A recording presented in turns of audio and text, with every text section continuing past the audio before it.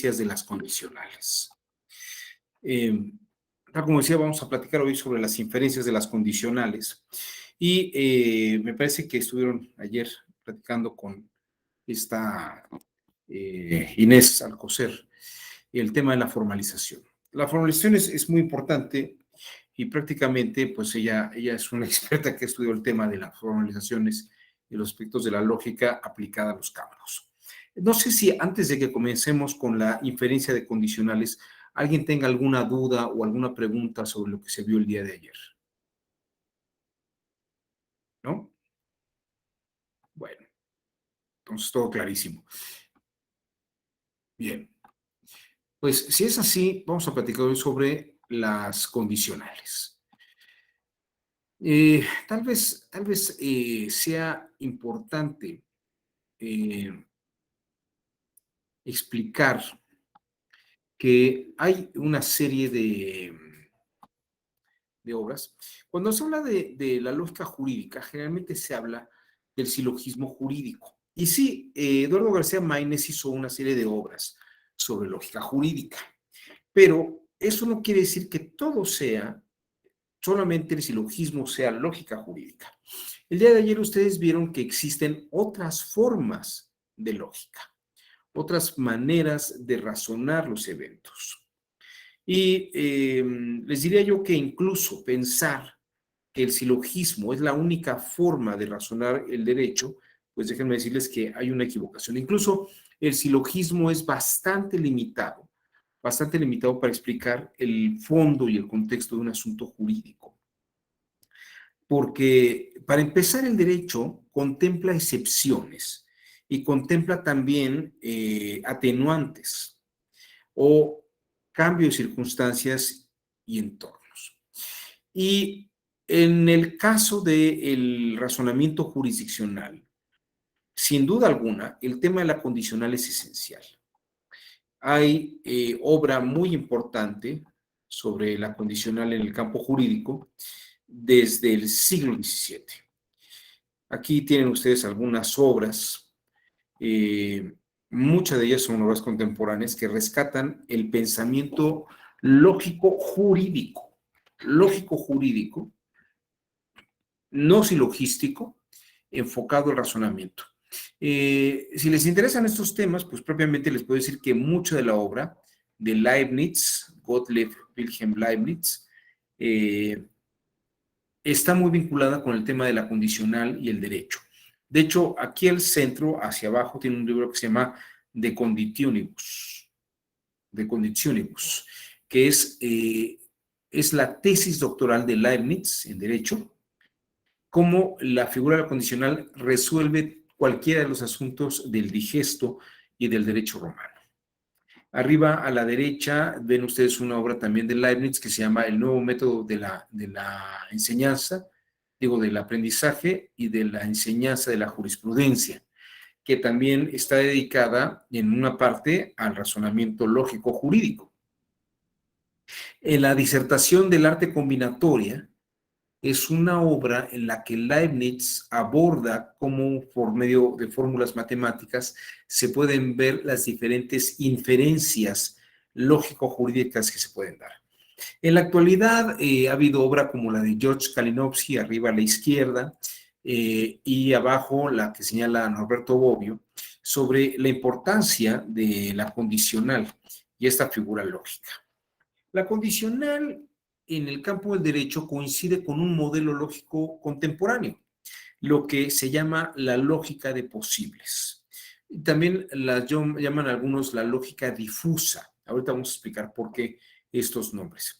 En el caso de la lógica de posibles, el gran autor contemporáneo que maneja esta idea es Jan Lukasiewicz, y que dice que además de que la lógica opera con criterios de necesidad, también opera con criterios de excepción y atenuantes, cosa que el silogismo no le da al derecho, ¿no? En el silogismo el derecho es muy rígido y no considera atenuantes y excepciones.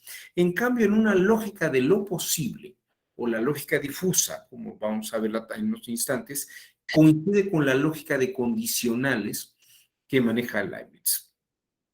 De tal modo que bajo esta línea podemos ver posibilidades de excepciones. Ahora bien, todo este pensamiento opera dentro de la lógica de un señor que se llamaba Diodoro Crono. Nada más lo dejo ahí anotado, no voy a hablar sobre este asunto más allá, y lo dejaré limitado a esta exposición. Si nos da tiempo, pues ya les platicaré un poco más a detalle de este planteamiento que hay con Diodoro Crono y la importancia de esto. Dentro de todos los que estamos aquí presentes, me parece que ya hemos trabajado el tema de la identidad. Y seguramente algunos de ustedes ya han escuchado, y si no es que todos ya han escuchado, la pregunta de ¿qué es lo contrario a la claustrofobia? ¿Recuerdan ustedes qué es lo contrario a la claustrofobia? Adelante, Ricardo. ¿Qué tal? Muy buenas tardes a todos y a todas. Me parece que lo contrario a la claustrofobia sería la no claustrofobia. Así es. ¿Por qué razón, Ricardo? ¿Te acuerdas que lo platicamos? Pues porque de acuerdo con la clase de ayer sería darle una cualidad negativa al concepto, que en este caso sería la claustrofobia. El concepto negativo de este es la no claustrofobia. ¿Qué es lo contrario a ser culpable, Ricardo? En términos lógicos sería ser culpable, sería ser no culpable. Exactamente. ¿Y podemos coincidir en que alguien no culpable es inocente? No, no siempre. Exactamente. ¿Por qué Es razón? una situación, pero por ejemplo, en términos de derecho, puedes tener a alguien que sea culpable, pero se sobresea la causa penal y Ajá. entonces no es inocente per se, pero no es culpable tampoco. Um, Puede haber una causa de legítima defensa, por ejemplo, y bajo esos supuestos diferentes es que puedes obtener a alguien que no es culpable, pero tampoco es inocente. Exactamente. Entonces, este punto que está tocando, muchas gracias, Ricardo. Este punto que está tocando Ricardo es importantísimo en materia de lógica jurídica. La negación de algo es lo contrario a algo. La negación de algo es lo contrario a algo. ¿Qué es lo contrario a un vaso medio lleno?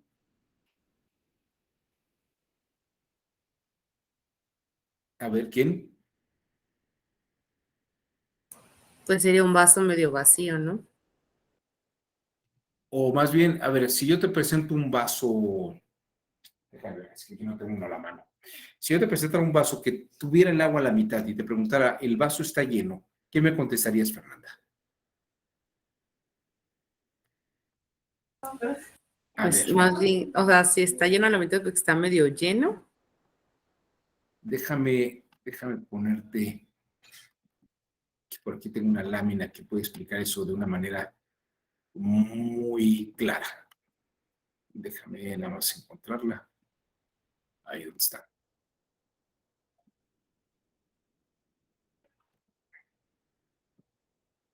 A ver, aquí está. Fíjate bien, te voy a poner esta imagen.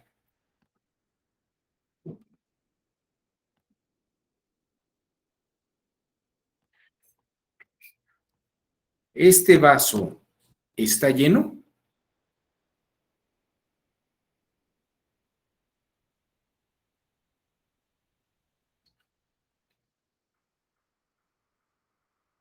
¿Qué me respondes?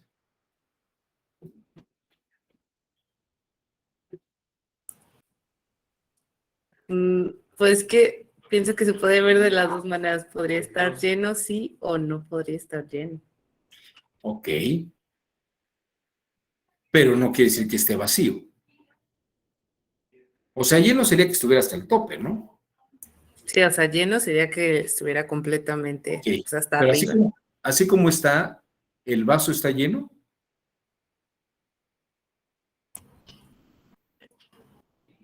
Mm, podría decirse que es, bueno, pienso que ahí es donde se rompe, podría ser que está lleno, pues sí. Es como lo que dicen de que se ve del lado positivo, pues sí puede estar medio lleno o puede estar medio vacío, ¿no? Pero medio lleno es igual a que no está lleno o que está lleno.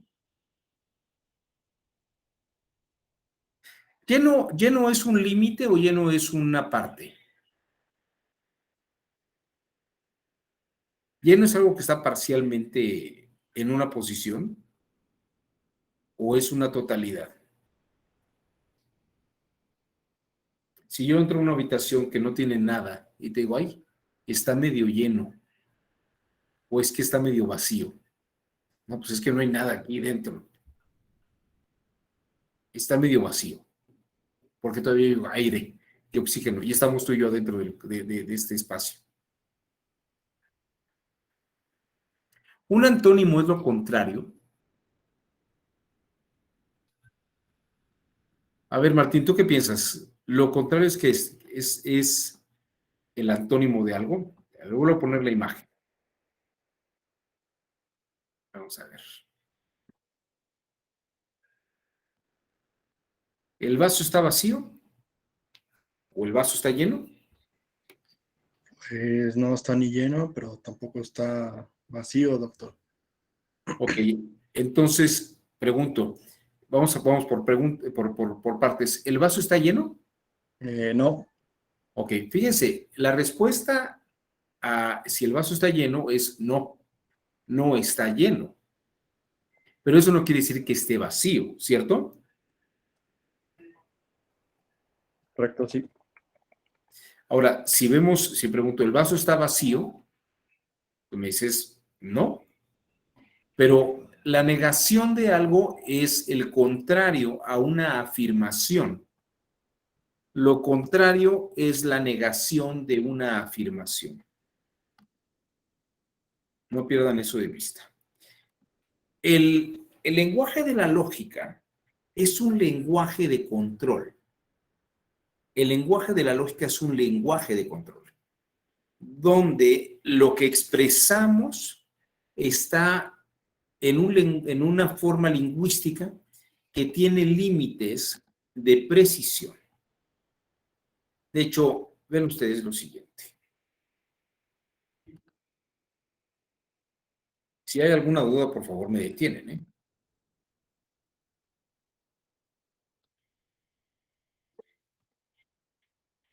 Lo contrario se considera la negación de algo. Por ejemplo, los griegos decían ser, y lo contrario a ser es la negación, que es no ser. En griego se dice on, el ser, y la negación es me. Es como si pusiéramos una raya negativa en P, lo que no es P, no ser P. O bien Lewis Carroll, en su libro de Alicia en el País de las Maravillas, que era un gran profesor de lógica, decía que de los 365 días del año, uno era el día de tu cumpleaños. Y los otros días, ¿de qué son días? Son días de no cumpleaños. ¿Me va siguiendo? A ver, alguien por allí me parece que levantó la mano, o más bien mandó algo aquí al chat. ¿Me podría decir, se podría decir parcialmente lleno o parcialmente vacío? ¿Pero qué es parcialmente? Bueno, vamos a ver la pregunta. La pregunta es una pregunta cerrada. ¿El vaso está lleno? Y Martín, tú me dices, está parcialmente lleno. Pero fíjate, parcialmente lleno es que está lleno. Vamos a verlo así, Martín. Parcialmente lleno es que está lleno. Pues no, porque solamente es una fracción de lo que se requeriría para considerarlo como lleno.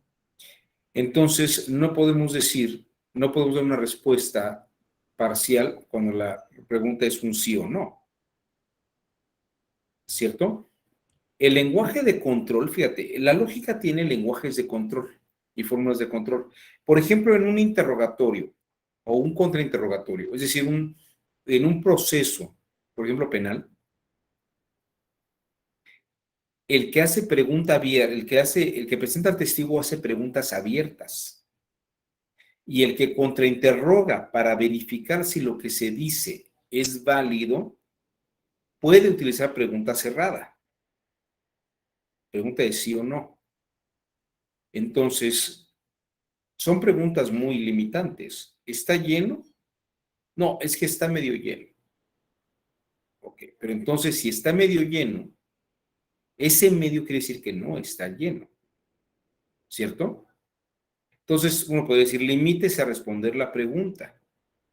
¿Está lleno? ¿Sí o no?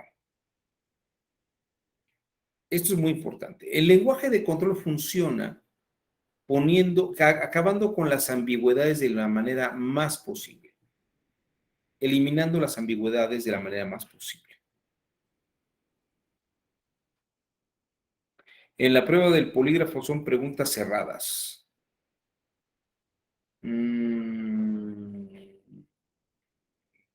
Sí, creo que sí. En algún momento la mayoría, pero no todas, porque le preguntan a uno cuál es tu nombre. Juan Abelardo Hernández Franco, eso no es una pregunta cerrada. ¿Qué estudios tienes?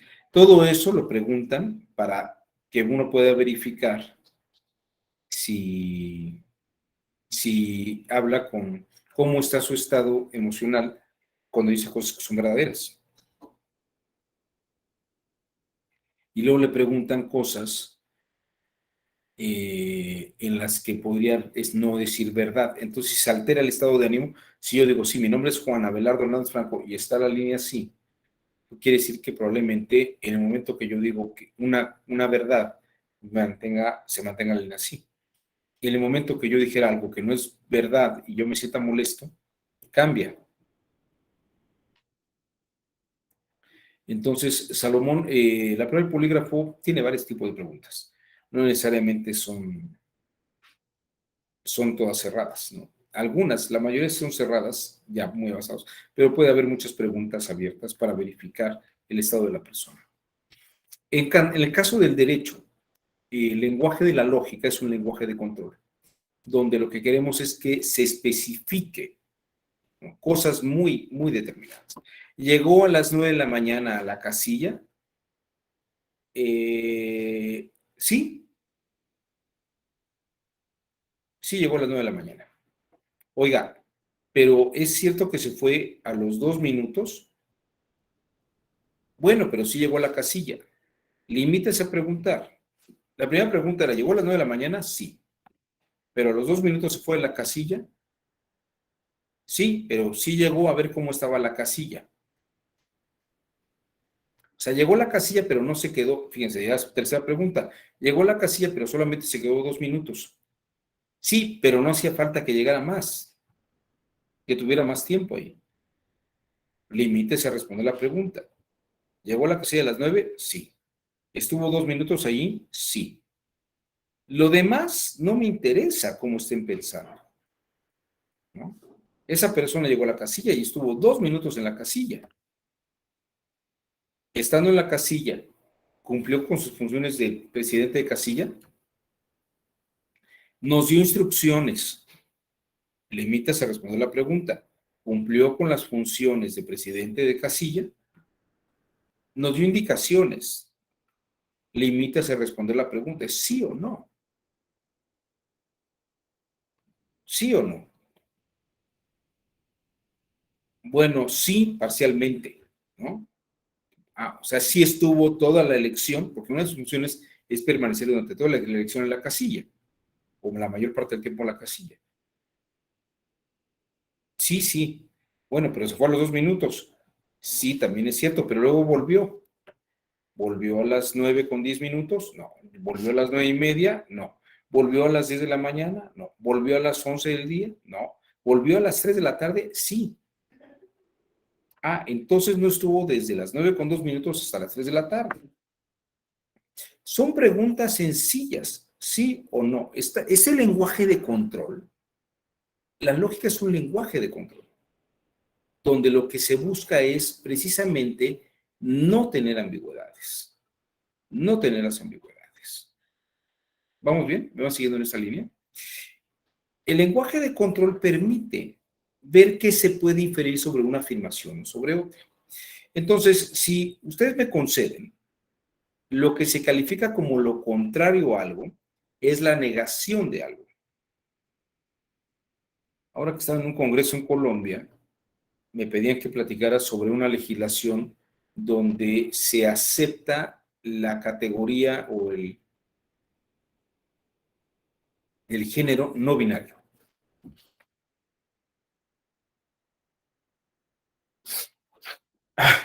Perdóname, es que hay un poco de alergia aquí.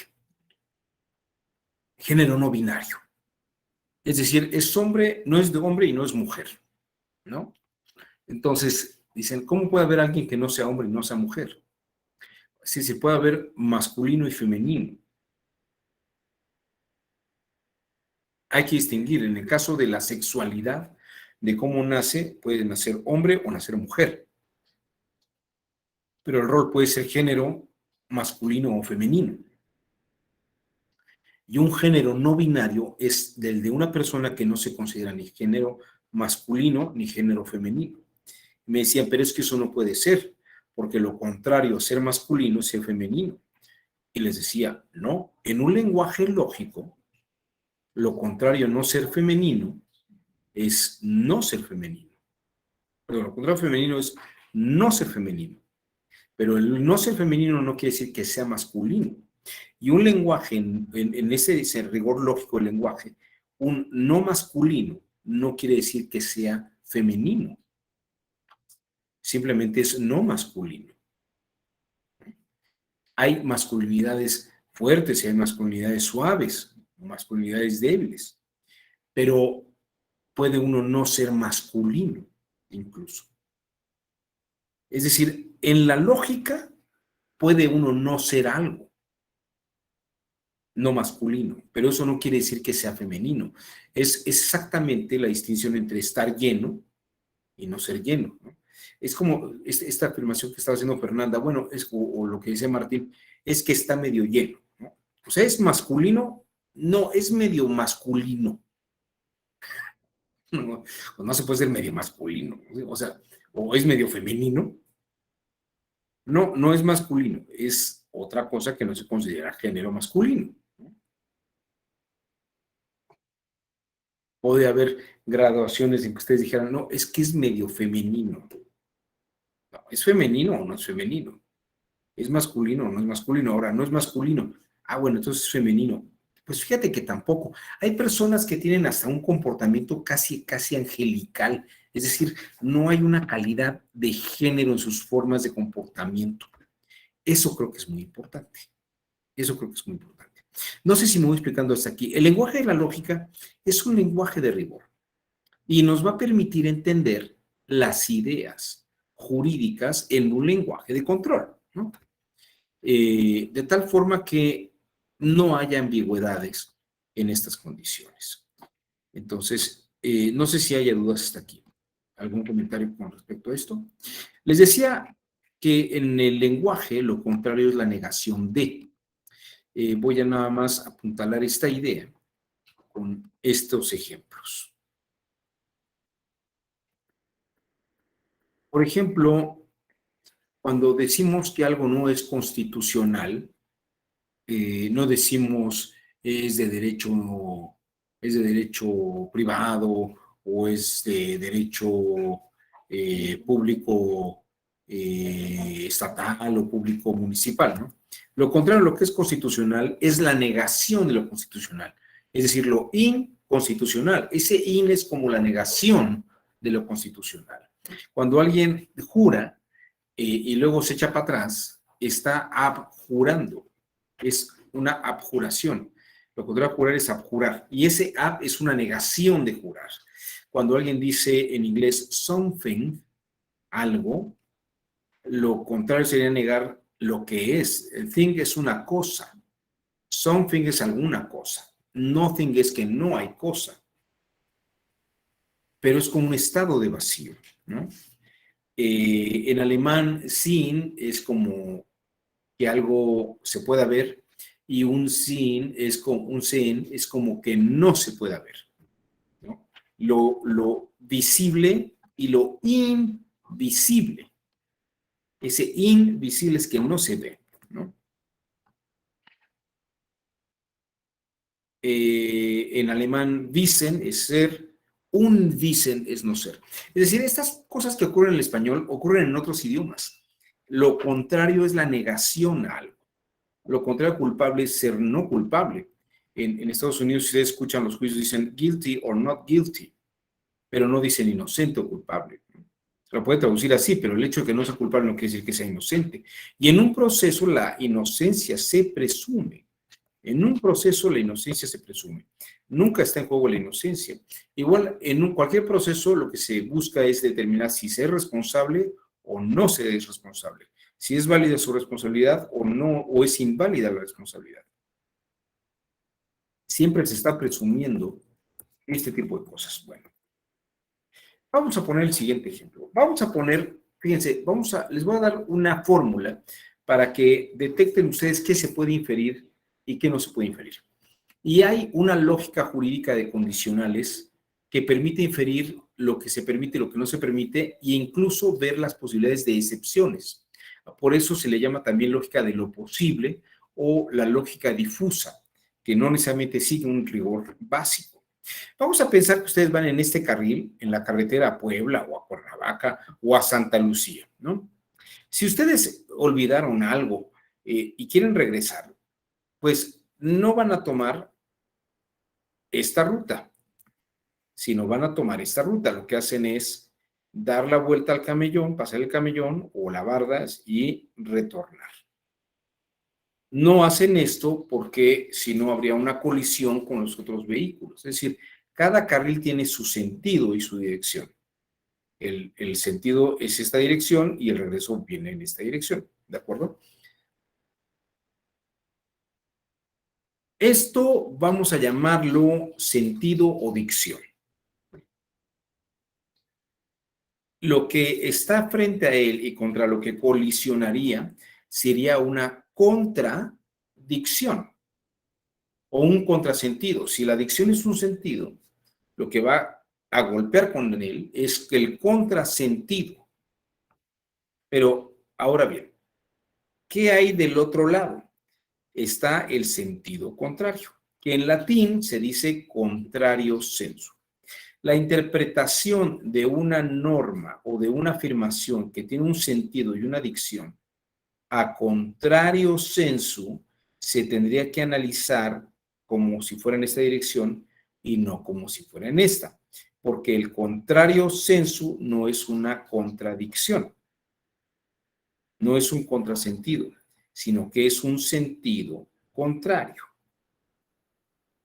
¿Se entiende hasta aquí? ¿Hay alguna duda?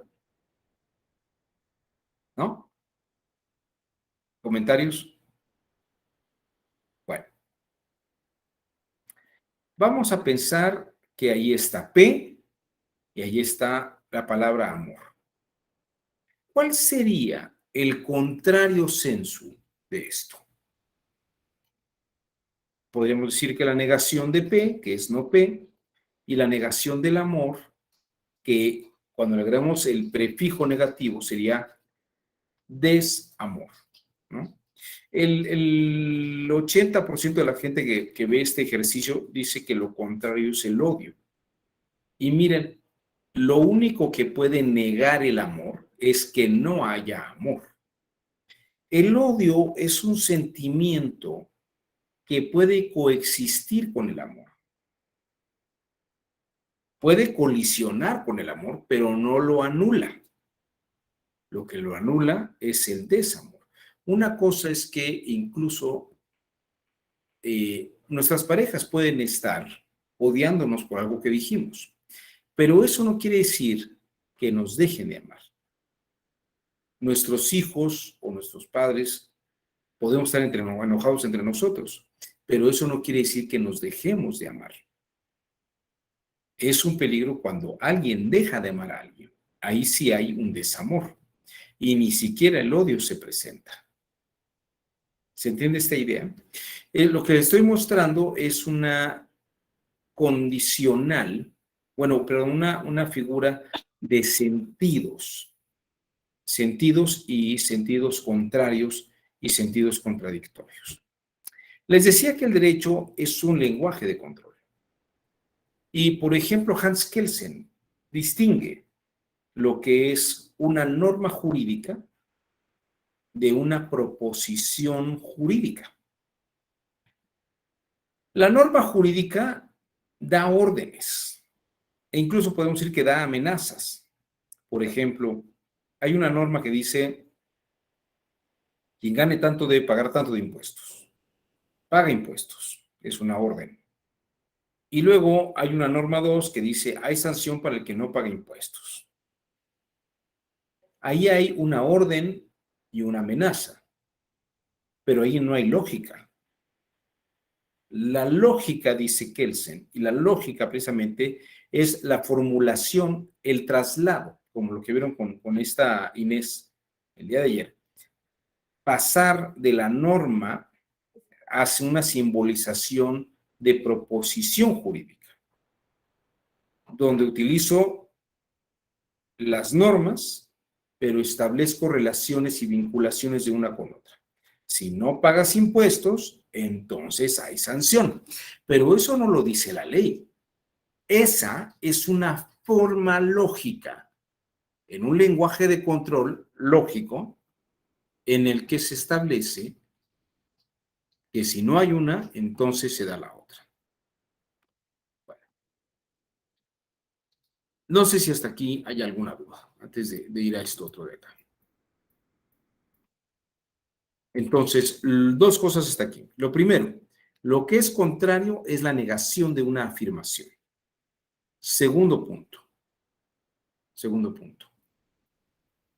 Hemos visto la dirección de lo que se puede inferir. Se puede inferir a contrario sensu o una contradicción de momento. Hay otras formas de inferir. Pero vemos que si yo afirmo algo, puedo presentarlo como un contrario sensu o como una contradicción. Esa es la segunda punto. Entonces, primero, el lenguaje de lo que es la negación, es el contrario. 2, lo que podemos inferir como contrario sensu o como contradicción. ¿De acuerdo? 3, aquí viene el tercer punto.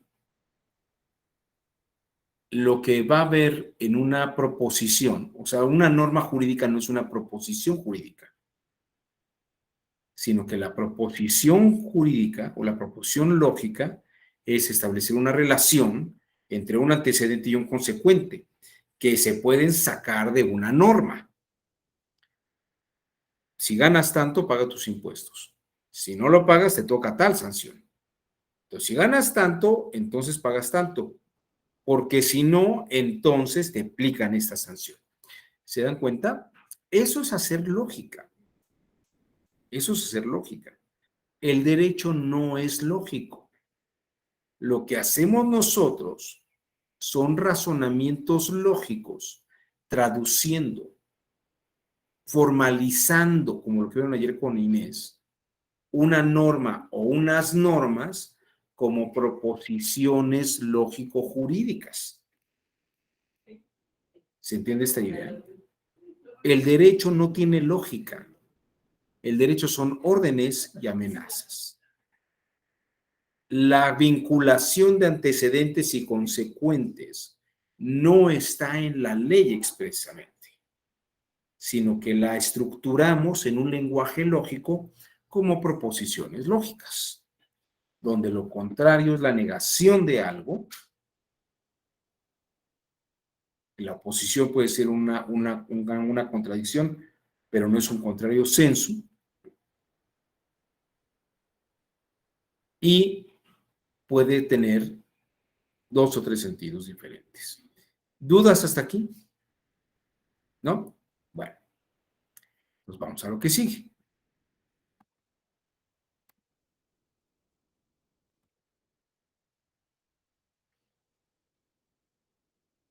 Todo el mundo, les voy a dar esta metodología que es muy didáctica y creo que va a servir mucho para que entiendan toda esta temática. Todo el mundo, yo espero que todo el mundo recuerde los ejes cartesianos. El eje de las X es un eje que va en horizontal de izquierda a derecha o de izquierda de izquierda a derecha o de derecha a izquierda. El eje de las Y es un eje que va de arriba hacia abajo o de abajo hacia arriba. Y ustedes recuerdan, el cruce de estos dos ejes nos da 4 cuadrantes. Este cuadrante, bueno, todos los números o todos los valores de X en el cuadrante antes de que crucen Y son valores positivos. En el momento que el eje de las X cruce el eje de las Y, tiene puros números negativos. Si aquí es 1, en esta dirección esto es menos 1.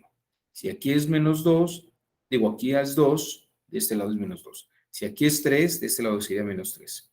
Es decir, hay una reciprocidad entre antes de la Y y después de la Y. Lo mismo pasa con la Y. Todos sus valores son positivos hasta antes de que pasen el eje de las X. Pasando el eje de las X, Y tiene puros valores negativos. Son Y negativa. Si aquí hay menos 1, digo, si aquí hay 1, acá sería menos 1. Si aquí hay 2, aquí sería menos 2. Si hay 3, menos 3. ¿De acuerdo? ¿De qué valor son X y Y de este lado? En este cuadrante. ¿Quién me dice? ¿Cómo se escriben X y Y en este cuadrante?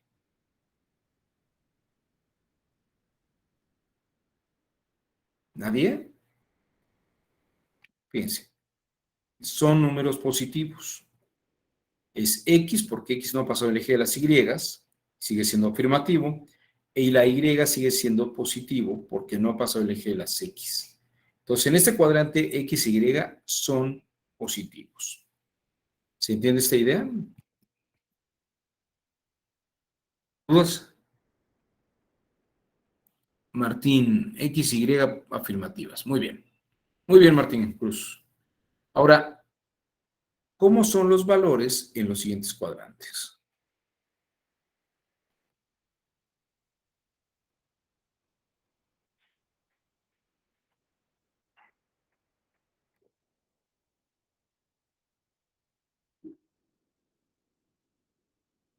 Fíjense bien. Ahora vamos a...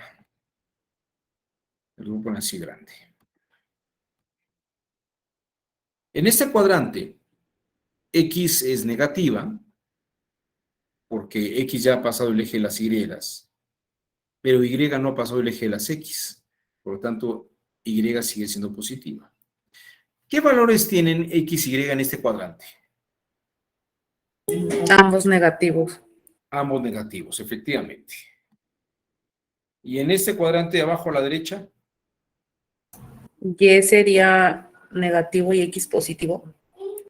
exactamente.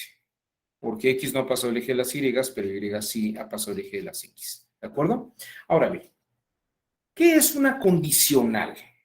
Ya una vez que vimos esto, vamos a ver qué es una condicional. Una condicional es la traducción de un vocabulario o de una formulación a modo de antecedente y consecuente. Si algo, entonces otra cosa. ¿De acuerdo? Esa es una condicional, donde el antecedente es lo que condiciona y el consecuente es lo condicionado. ¿De acuerdo? Es lo que condiciona y lo otro condicionado. Si algo, entonces otra cosa. Ahora bien, fíjense bien ustedes en esto. ¿Qué se puede inferir a partir de una estructura condicional? Para que sea más fácil esto, lo que hice fue sustituir el eje de las X por el eje de los antecedentes y el eje de las Y por el eje de los consecuentes. De tal modo que nos queda esto así. Aquí está el antecedente afirmativo y aquí negativo. Aquí el antecedente negativo y aquí el consecuente afirmativo. En estos antecedente y consecuente son negativos y en este antecedente afirmativo, consecuente negativo. ¿De acuerdo? ¿Se entiende hasta aquí? Bueno, cuando yo afirmo algo, aquí viene un gran secreto. Cuando yo afirmo algo, donde afirmo lo que algo es antecedente y consecuente, vamos a decir que esta es la dicción, es de donde partimos, es de lo que estamos hablando. hagan de cuenta que vamos en esta dirección de la carretera. Cuando yo niego el antecedente que está aquí, pero mantengo el consecuente, esto es una contradicción de esto, de aquí. Negar el antecedente y afirmar el consecuente de esto es una contradicción de esto.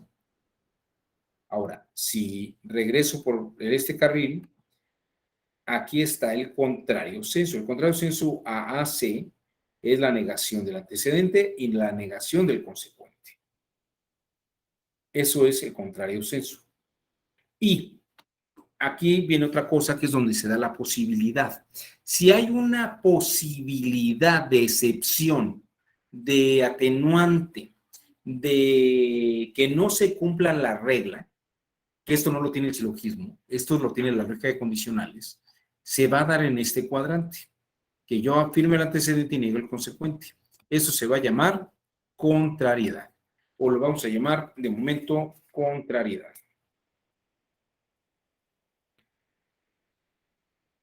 ¿De acuerdo? ¿Preguntas o comentarios hasta aquí? Ricardo, te escuchamos. Hola otra vez. Sí, mi duda es, ¿por qué se reemplaza el eje de Y con C y el de X con A? ¿Cuál es la razón particularmente de que sea Y? Sí puede ser, por ejemplo, X podría ser C o A podría ser Y, ¿no? ¿Cuál es la razón específica? Cuando yo establezco en el eje de la... En realidad es un orden nada más totalmente arbitrario, pero efectivamente funciona. Si tú pones el antecedente como antecedente el eje de las Y y la X como antecedente de los consecuentes, también funcionan las combinaciones, no hay variación de las combinaciones. Ahora, lo establecí el antecedente y el consecuente de esta manera porque es más fácil leerlos en un lenguaje de tablas de verdad. De hecho, mañana hablaremos de las tablas de verdad, porque esta afirmación que estamos viendo, este modo de inferencias, corresponde a un tipo de tabla de verdad. Por eso es que se establece ese orden, por una cuestión meramente didáctica. Correcto. Gracias. Muy bien. ¿Alguien más? ¿Dudas hasta aquí no hay? Bueno, ahora fíjense bien, todo el derecho funciona en esta línea, ¿no? Fíjense bien.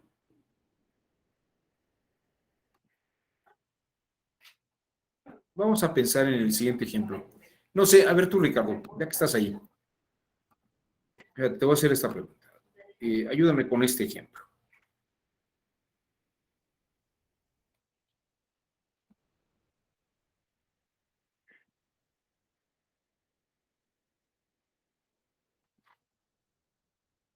Vamos a pensar que el antecedente es, yo te sirvo a ti un vaso de agua.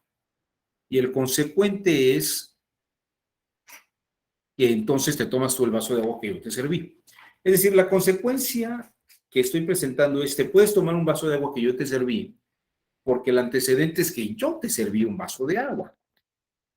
¿De acuerdo? Tú puedes tomarte un vaso de agua que yo te serví, porque para empezar, hubo un antecedente en el que yo te serví un vaso de agua. ¿De acuerdo? ¿Estamos de acuerdo ahí?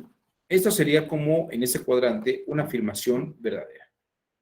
Ahora bien, vamos a lo que sigue. ¿Cuál sería el contrario sensu de esta relación condicional? Si yo te sirvo el vaso de agua, entonces tú te tomas el vaso de agua que yo te serví. Necesitaríamos negar el antecedente de esto y negar el consecuente de esto. ¿Cuál sería la afirmación? Sería, si no te sirvo un vaso de agua, si yo no te sirvo un vaso de agua, entonces tú no tomas el vaso que yo te serví. Así es. Efectivamente, así es. Si tú no te puedes tomar un vaso de agua que yo no te serví, pero tú no te puedes tomar un vaso de agua que yo te serví, porque para empezar yo nunca te serví ningún vaso de agua. ¿Se ven? Ese es el contrario sensu de la afirmación de la dicción. Generalmente esto es muy, muy peculiar, porque la gente piensa que el contrario sensu es cualquier cosa que se le ocurra en una interpretación jurídica. No, en lógica, lo contrario es la negación de algo. Y el contrario, el sentido contrario de algo es negar algo, ¿no? Es ser o no ser. Es constitucional o no es constitucional. Es amor o no es amor. El contrario sensu, precisamente, es cumpleaños o no cumpleaños. La negación es el contrario, lo que hacemos para obtener la negación de lo contrario a algo es negar su afirmación. ¿De acuerdo? Ahora, vamos a pensar en la contradicción. ¿Cómo establecerías la contradicción? Tengo que negar el antecedente de esto, pero mantener afirmando el consecuente. ¿Cuál sería esta formulación? Sería, si yo no te sirvo un vaso de agua, Ajá. entonces tú tomas del vaso que yo te serví. Y dime una cosa, ¿es posible esto? Que tú No, te tomes el vaso de agua que yo te serví cuando yo nunca te serví ningún vaso de agua. sí, es imposible. Es imposible. Esto es falso. Por eso es que esto es una contradicción. Ahora, si la ley tiene una excepción o la lógica tiene una excepción de posible, como diría Lukasiewicz, o difusa, es decir, hay una tercera posibilidad de lo que no es de lo que se afirma o no se afirma, está en la contrariedad. Es donde la lógica de la condicional supera a la lógica del silogismo. ¿Cuál sería la contrariedad de esta afirmación? Tengo que negar el consecuente, pero mantener la afirmación del antecedente. Si yo te sirvo un vaso de agua, entonces tú no te tomas el vaso que yo te serví. Y dime una cosa, ¿puede ocurrir que yo te sirva un vaso de agua y tú no te lo quieras tomar? Sí, sí es posible. Eso es posible. Ahí tienen ustedes la contrariedad. Este es el punto. Muchas gracias, Ricardo. Ahí tienen ustedes la lógica de inferencias. Ahora, esta lógica de inferencias funciona en el derecho. El derecho puede echar mano de la lógica como un lenguaje de control. Y se los voy a demostrar. Vámonos, vámonos con la siguiente. No sé, Martín, ¿te animas o Fernanda, ¿te animas tú a ver el siguiente ejercicio? Muy bien, vamos a hacer el siguiente ejercicio, Fernanda. A ver, Fernanda, fíjate.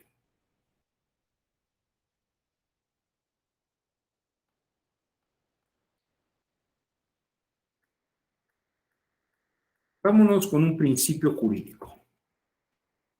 Pacta sunt servanda. Pacta sunt servanda, si lo tuviéramos que traducir a una condicional, es si hay pacto, entonces el pacto debe cumplirse.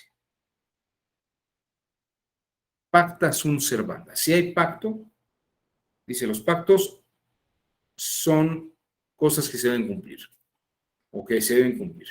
Si hay pacto, entonces debe cumplirse. ¿De acuerdo? ¿Cuál sería la contradicción, Fernanda, de esta afirmación? Sería, si no hay pacto, entonces debe cumplirse. ¿Y esto es posible, Fernanda? ¿Es lógico? No, no es lógico. Por eso es una contradicción. Esto es falso. ¿Cuál sería el contrario sensu de la afirmación? Si hay pacto, entonces debe cumplirse. Sería, si no hay pacto, entonces no debe cumplirse. Exactamente. Eso es un contrario sensu. Negar el antecedente, negar el consecuente. Ahora, ¿hay alguna excepción, Fernanda, que tú recuerdes al principio pacta sunt servanda?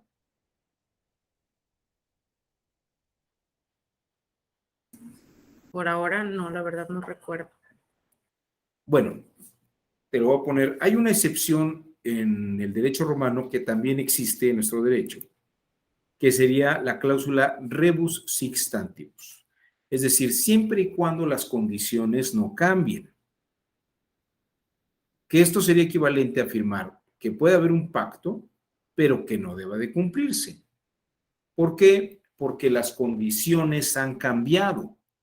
Si las condiciones son distintas, entonces es un contrato distinto al que habíamos pactado y por lo tanto no es el mismo pacto, es otro pacto. Entonces puede ser que tengamos el pacto, pero si me modificaste las condiciones, entonces ya no debe cumplirse ese pacto. ¿Se ve clara la idea? Es una excepción a la regla general. Las excepciones del derecho coinciden con estas fórmulas de posibles o este cuadrante de posibles que están en el derecho, ¿no? Vamos a ver, vean ustedes esto. En el silogismo, dice el Marqués de Beccaria, tenemos una premisa mayor, una premisa menor y una conclusión, ¿no? Y dice que la premisa mayor es la ley, la premisa menor es el caso particular, y la consecuencia es el caso general, la premisa mayor sobre la premisa menor. Por ejemplo, la premisa mayor, todo ladrón debe ser castigado. Premisa menor, Pérez es un ladrón. Por lo tanto, la conclusión es que Pérez debe ser castigado. Ese sería un silogismo. Ahora bien, Kelsen, cuando veía este tipo de cosas, se preguntaba lo siguiente.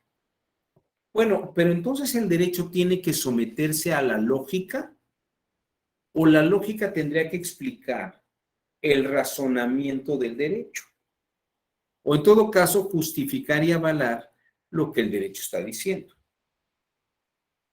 Porque fíjese que lo pregunta Kelsen, lo pregunta de esta manera.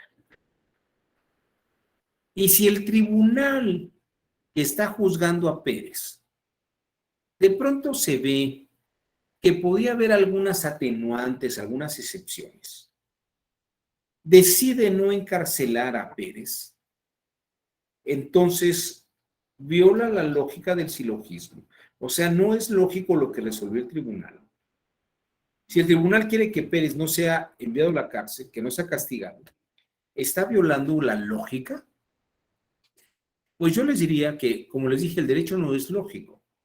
Podemos echar mano del derecho como un razonamiento lógico. Lo podemos someter a una formalización lógica. Y en este caso, si el tribunal decide enviar a Pérez a la cárcel, el silogismo sería una forma lógica de justificar lo que está diciendo el tribunal. No, sí va a ir a la cárcel. ¿Por qué? Porque todo ladrón debe ir a la cárcel, Pérez es su ladrón, entonces va a la cárcel. Pero si el tribunal decide que Pérez no vaya a la cárcel, entonces, mal día para el silogismo, ¿eh? Mal día para el silogismo. Ahora, ¿eso quiere decir que el derecho es ilógico? No, el derecho no es ilógico.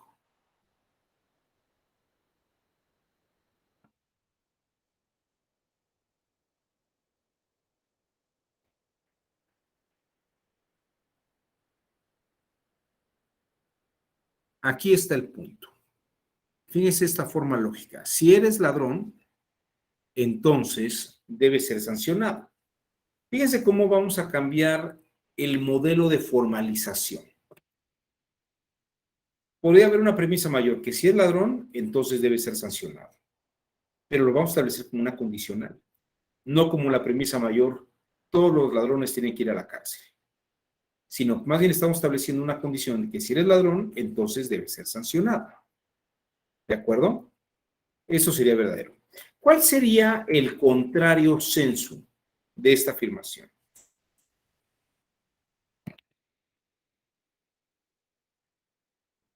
A ver, ¿quién me dice cuál es el contrario sensu?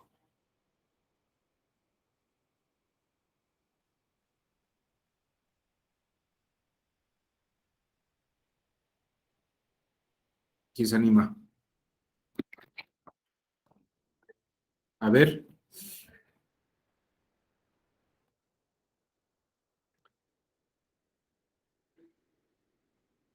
Ah, no te apures, Martín. A ver, ¿cuál sería el contrario sensu? Uy, ya lo puse ahí. Tengo que negar el antecedente, tengo que negar el consecuente.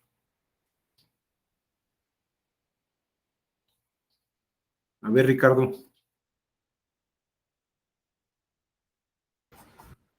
Pero digo, no tengo problema en responder, pero me parece que otros estaban levantando la mano. Ah, es que como no veo... A ver, perdón. Vamos a ver. Perdón, es que no veo. No, pues no veo a nadie que levante la mano. Creo que ya la A ver. bajé. Sí, la bajé yo. A ver, doctor. A ver, Laura, a ver, Si vamos a ver. no, ¿Cuál si el no contrario es de seguro? ladrón, A ver, vamos a volverlo a poner.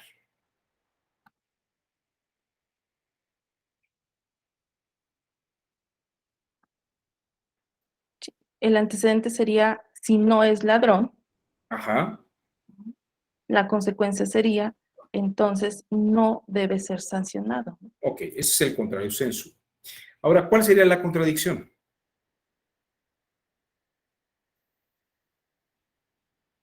Si no es ladrón, sería el antecedente. Si no es ladrón, la consecuencia sería, debe ser sancionado. ¿Y esto es posible, Laura? ¿Tiene lógica? No, no tiene lógica, ¿no? No, por eso es una contradicción. ¿Y cuál sería la contrariedad, Laura? Que es donde vamos a encontrar la excepción. Si es ladrón, sería el antecedente. Si es ladrón, la Ajá, consecuencia no debe ser sancionado.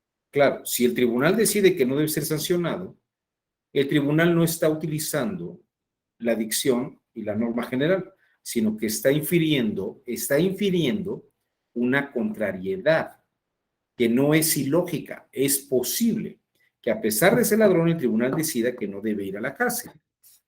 Puede encontrar algún medio alterno de solución de controversias o puede encontrar alguna otra cosa, ¿no? Es decir, esta es otra lógica que permite entender y comprender estas formas de inferencia sin que sean irracionales. Javier Alberto, levantó usted la mano, le escuchamos. Nada más prende el micrófono. Sí, buenas tardes, doctor. Sí, me llamó mucho, se me vienen a la mente en este momento varios ejemplos, porque, digo, estamos muy acostumbrados a la forma de razonar bajo el silogismo, premisa mayor, premisa menor y resultado. Y esto nos da un panorama mucho más amplio para reconstruir o ir construyendo razonamientos, por ejemplo, en la labor jurisdiccional y muy en particular en la toma de decisiones a partir de esa situación, ¿no? Se me viene un caso que al menos es con lo que soy en este momento un poco más familiarizado y tiene que ver con elementos positivos del delito, elementos negativos del delito, y por la tabla que nos proporciona el plano cartesiano, me viene a la mente esas situaciones donde si se acredita X situación, si se niega esa situación, pues ya no se da algún elemento. Mi duda es, forma de razonamiento únicamente es posible aplicarla cuando estamos ante positivo y negativo. Vaya, por ejemplo, el ejemplo prototípico que yo podía en ese momento decir es elementos positivos del delito, elementos negativos y vaya, al menos la dogmática habla solo de estas dos posiciones.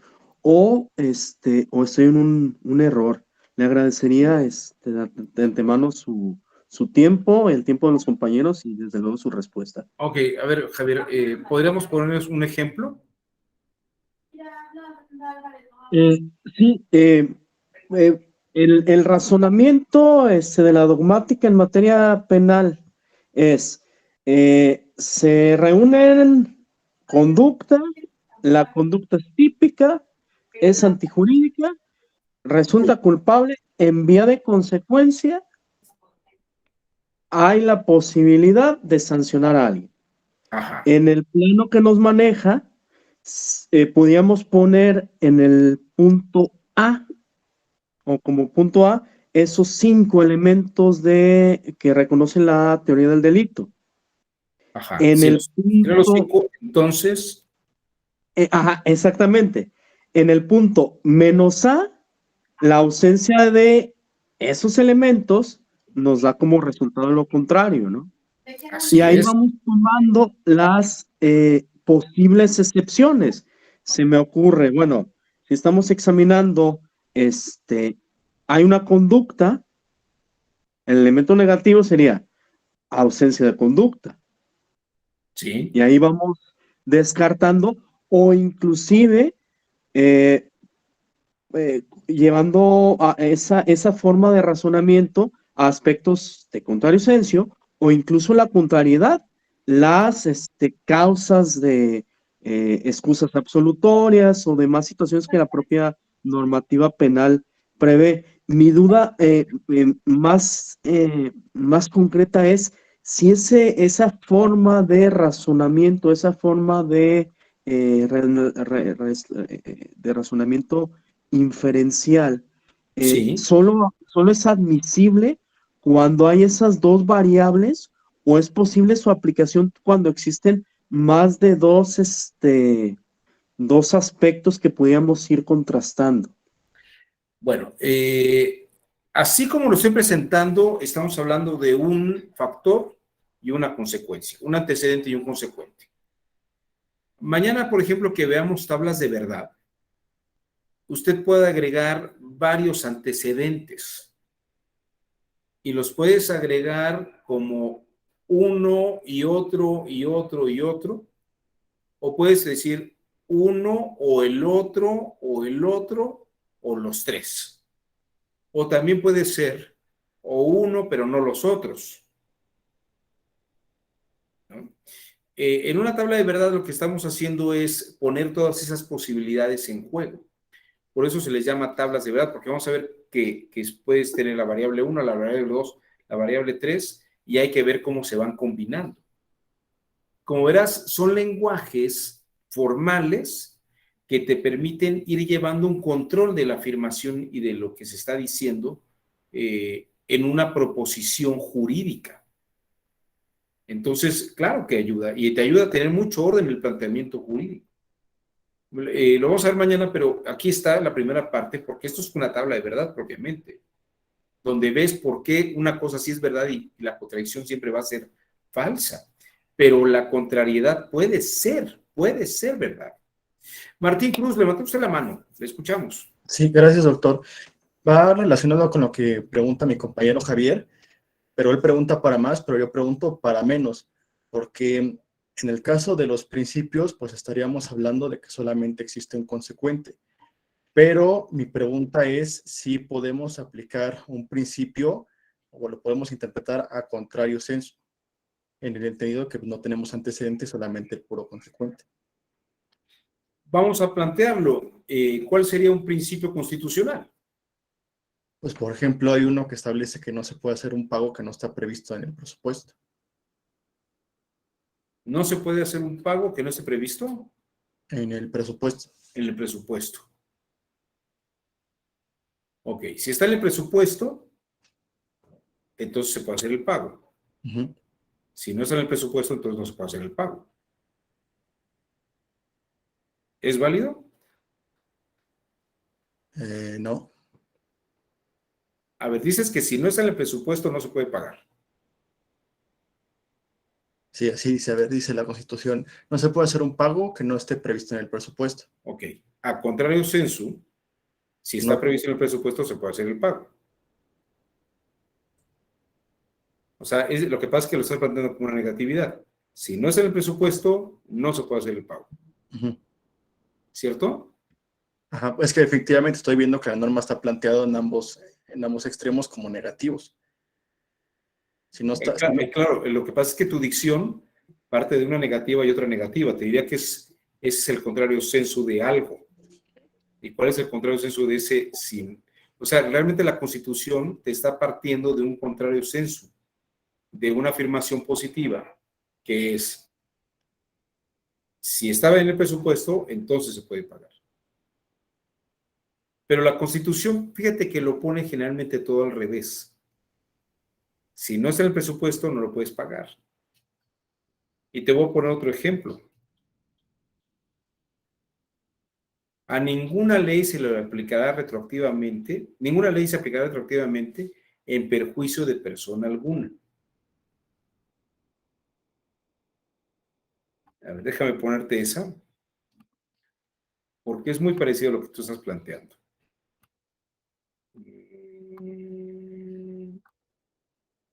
Fíjate esta.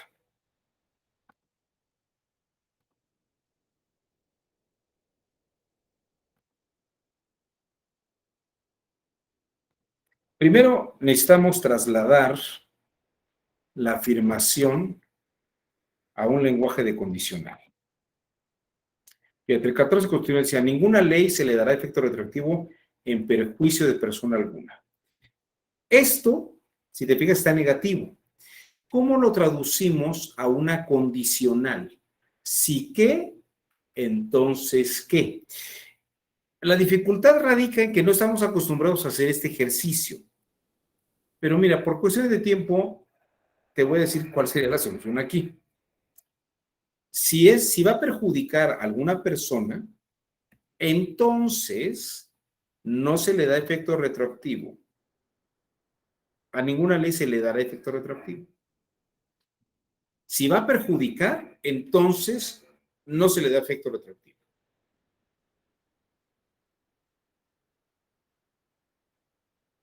Si te fijas, está en negativo. Si va a perjudicar, entonces no se le da efecto retroactivo. ¿Sí lo ves? Sí, doctor, sí. ¿Cuál sería el contrario sensu de esta afirmación, Martín?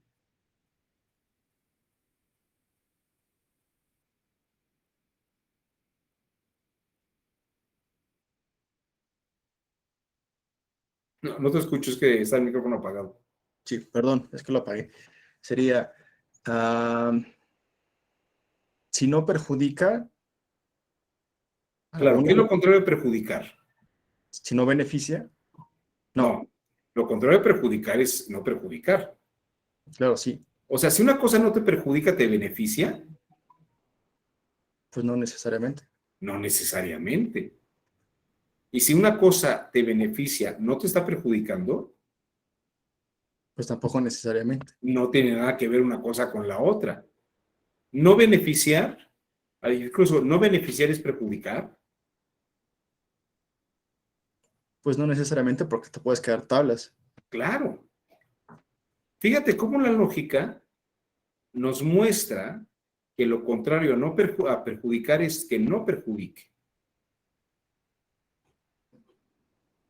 Y no dar efecto retroactivo es poderle dar efecto retroactivo.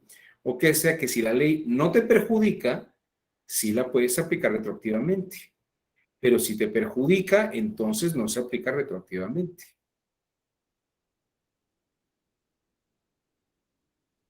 Hay gente que confunde eso con el si beneficia, entonces se aplica retroactivamente. Porque el Código Penal así lo contempla. Pero fíjate, son dos cosas distintas. Déjame ponerte estas tablas de distinción.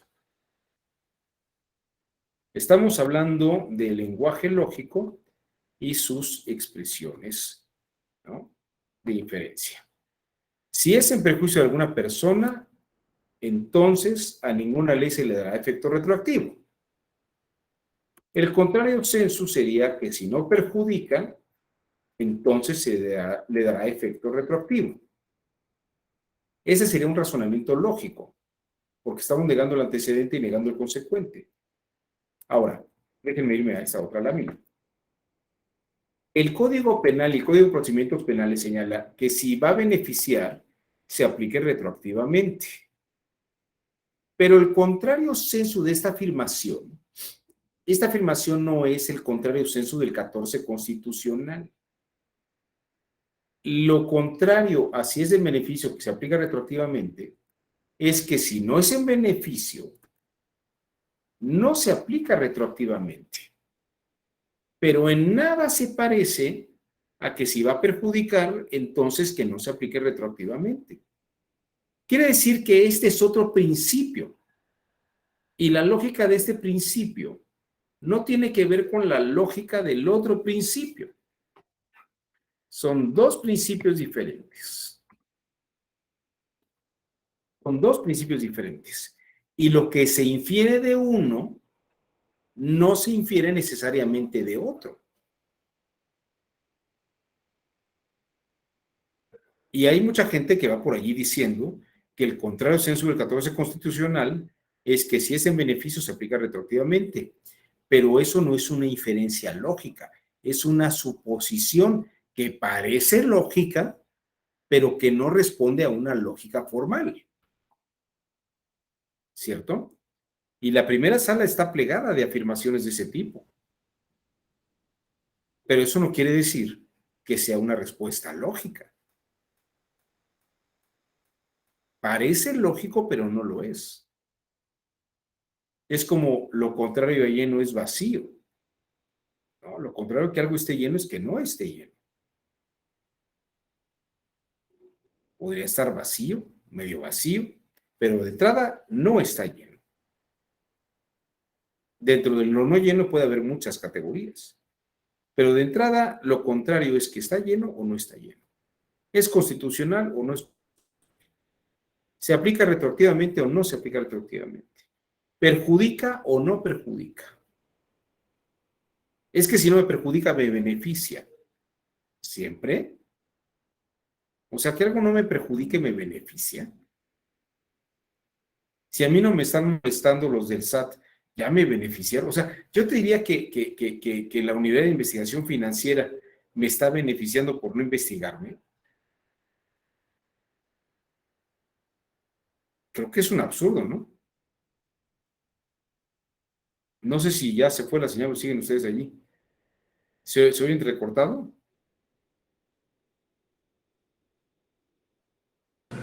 ¿Se escucha bien? Ok, creo que ahí está. No sé si ven la diferencia. Una cosa es la afirmación y otra cosa es la negación. Si utilizamos el lenguaje lógico en el campo de lo jurídico, tenemos un razonamiento de rigor en un lenguaje de control. Hay mucha gente que dice el contrario sensu de algo. Miren, fíjense, voy a ponerles este ejemplo, que va muy de la mano con lo que hacemos nosotros todos los días. Fíjense. ¿Cuál es el contrario sensu? Después de esto van a ver ustedes muy claramente. ¿Cuál es el contrario sensu de tener derecho a votar? Opción 1, no tener derecho a votar o tener derecho a no votar. ¿Es lo mismo? ¿Son diferentes? ¿Cuál es el contrario sensu? Pues los dos son contrarios sensus.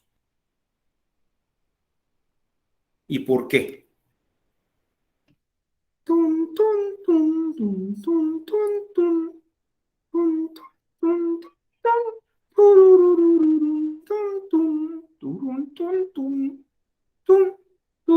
tun, tun, tun, tun.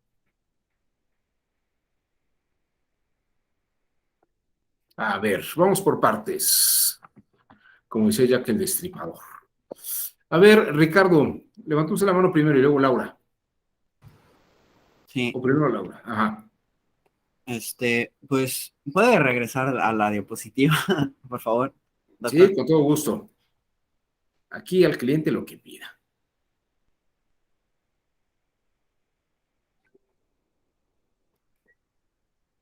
Ahí está. Entonces, la pregunta es, ¿cuál es el contrario sensu? Sí. No hay contrario sensu. Ah, caray, ¿no hay contrario sensu? En todos tienen derecho a votar. Pues es una premisa, no tiene consecuencia. Tener derecho a votar. Bueno, aquí no hay antecedente y consecuente. Pero Ajá. fíjate, bajo la fórmula de que lo contrario es negar algo, la No, negación de tener derecho a votar, ¿cuál sería? la negación de no tener derecho a votar Sí, de que todos tienen sería, derecho a votar. ujú, ¿Es que no tienen derecho a votar o que tienes derecho a no votar? pues, no tienes derecho a votar. ¿Por qué razón?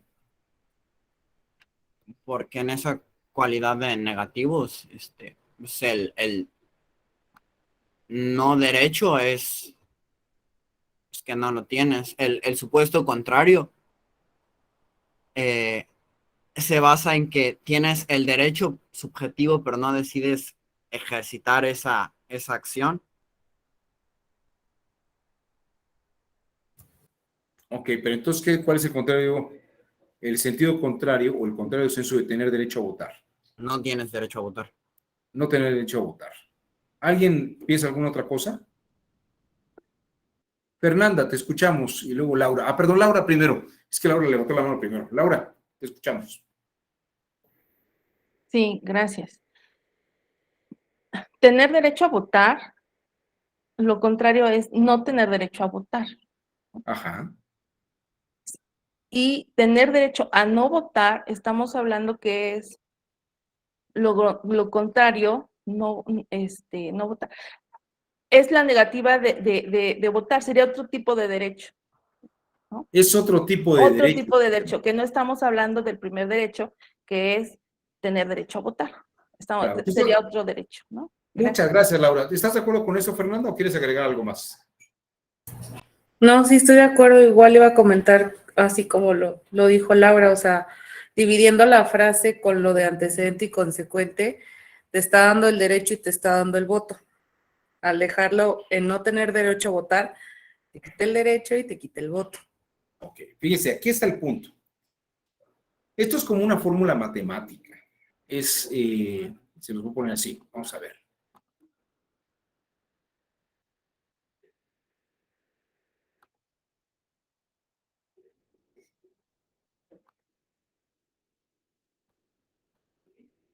Lo contrario a P más Q más R en un paréntesis es negar la suma de P más Q más R. No es negar P, no es negar Q y no es negar R, porque están dentro de un paréntesis. Cuando hablamos del derecho del voto, es tener derecho a votar y la negación es negar el tener derecho a votar. Es como P, no P. Constitucional, no inconstitucional, ¿de acuerdo? Porque tener derecho a no votar es otro derecho distinto a tener este derecho a votar. ¿Tienes el derecho o no tienes el derecho a votar? Y aquí sería tener derecho a no votar. Esto es importante. Una persona tiene 18 años y puede votar, o no tiene 18 años y no puede votar. Una persona es mexicano y puede votar, o no es mexicano y no puede votar. Ahora, esto es interesante porque hay gente que confunde la segunda afirmación con el contrario sensu. No se me duerma, Eva López, espéreme, despierte. Yo sé que hace un calor terrible. Yo por eso me vine aquí a la sombra, pero no se me duerma, ya casi voy a acabar. Fíjese, esto es muy importante. No se me duerma. Lo contrario. Yo sé que mi voz es aburrida, pero no se preocupen, ¿no? Es que la veo así como que se va. Lo hago para que no se me vaya de lado. Está bien, estoy jugando. Es que sí la vi como que se me iba. Se está moviendo la silla. Pues también puede ser eso. Bueno, fíjese, esto es lo que voy. Hay gente que confunde ese tipo de cosas y dice, a contrario sensu, tengo derecho a no votar. Perdónenme, el votar es un derecho y es una obligación en nuestra Constitución. Suponer que uno tiene derecho a no votar es ir en contra de la obligación.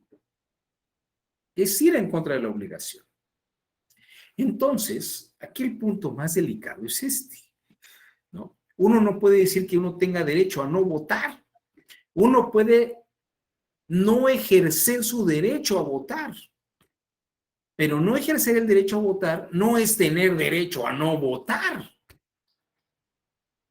Es lógico. Lo que pasa es que en el lenguaje coloquial y cotidiano no estamos acostumbrados a hacer estas precisiones y estas distinciones.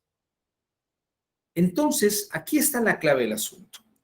¿Qué se puede inferir? Cuando yo digo algo, puedo inferir el contrario sensu, puedo inferir la contradicción y puedo inferir la contrariedad. Y un razonamiento se mueve en esos tres cuadrantes, a partir del cuarto cuadrante, que es el de la dicción. Ahora bien, si esto queda claro, esto es lo que se puede inferir. ¿Qué es inferir? Llevar una cosa de un lugar, de este lugar, a este lugar. Si yo pongo esto aquí, ¿esto a dónde puede ir? Ah, pues esto puede ir acá o puede ir acá. Inferir es llevar una cosa de un lugar a otro. Yo tengo esto aquí, lo voy a poner acá. Eso es inferir. Afirmando algo, ¿a dónde me lleva esa afirmación? Y el lenguaje de la lógica, sobre todo el lenguaje de las condicionales, nos da una serie de fórmulas en las que en lógica y mediante la lógica podemos inferir lógicamente lo que se sigue de una afirmación y negar lo que se sigue de esa afirmación. Lo contrario a estás conmigo es estar en mi contra. No. ¿Estás conmigo o no estás conmigo? Pero si no estás conmigo no quiere decir que estés en mi contra, ¿no? A mí me vale un cacahuate lo que diga el candidato del partido tal o lo que diga el funcionario tal. Pero eso no quiere decir que me esté oponiendo a él o a ella. Quiere decir que me vale un cacahuate lo que diga y lo que esté pretendiendo. Mi vida no depende de una politización absoluta todo el tiempo, ¿no? Más bien me es totalmente indiferente. Me es indiferente. Lo contrario a querer algo es no quererlo, no es odiarlo. Y sin embargo van a encontrar ustedes muchos discursos y muchos razonamientos de ese tipo. Y hay que tener un poco de planteamiento lógico y además incluso pensamiento crítico en una postura.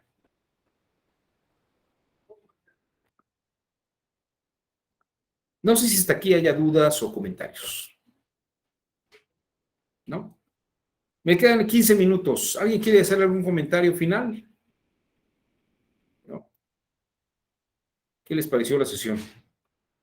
Muy extraña. A ver. Ernesto está contento. Muchas gracias, Ernesto. Yo también. Muchas gracias, Martín.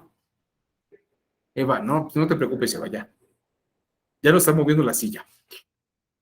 A mí me pasa que a veces también se mueve mi silla. Y más con este calor infernal. Bueno, Javier, que no sé si va quedando más claro todo esto que hemos estado viendo. La verdad, muy agradecido con su exposición. Muy claro todo, porque más allá vaya, lo técnico que puede ser el tema lógico, lo traslada a bases tan claras y concisas que nos ha permitido a nosotros, pues, aterrizar muchas cuestiones que habíamos visto en clases previas y que ahorita con sus ejemplos y la forma de ir llevando la clase, pues la verdad nos deja muy, pero muy satisfechos. Pues muchas gracias, Javier. El día de mañana vamos a ver estas famosas tablas de verdad y vamos a ir cerrando este diploma. Les agradezco su generoso tiempo, que tengan muy buena tarde y nos vemos pronto. Muchísimas Gracias. Hasta luego. Gracias. Hasta mañana. Gracias, Gracias. doctor. Gracias.